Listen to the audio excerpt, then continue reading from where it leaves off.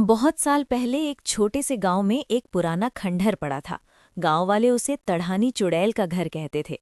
कहा जाता था कि वहां एक बहुत बूढ़ी और डरावनी चुड़ैल रहती है। उसके लंबे बिखरे बाल, लाल चमकती आंखें और डरावनी हंसी थी। गांव के लोग उस रास्ते से गुजरने से भी डरते थे। शाम होते ही कोई भी उस खंडहर के पास नहीं जाता था।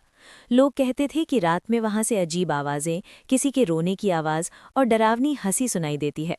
एक दिन गांव में अर्जुन नाम का एक बहादुर लड़का आया। उसे इन कहानियों पर विश्वास नहीं था। उसने गांव वालों से कहा, मैं आज रात उस खंडहर में जाऊंगा और देखूंगा कि सच क्या है। गांव वाले डर गए। एक बूढ़े आदमी ने कहा, बेटा मत जा, जो भी वहां गया है वो कभी वापस नहीं आया। लेकिन अर्जुन नहीं माना।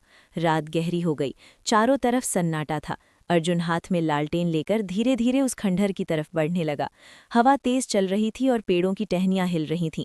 जैसे ही वो खंडहर के अंदर पहुंचा, अचानक हा हा हा की डरावनी हंसी गूंज उठी।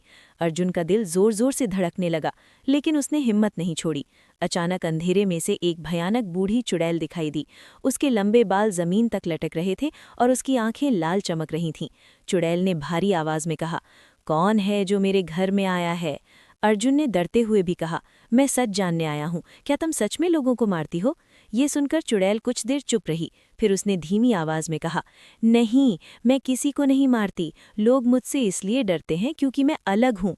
असल में वो चुड़ैल नहीं बल्कि एक बहुत बूढ़ी औरत थी, जो सालों पहले गांव वालों के डर के कारण अकेली उस खंडहर में रहने लगी थी।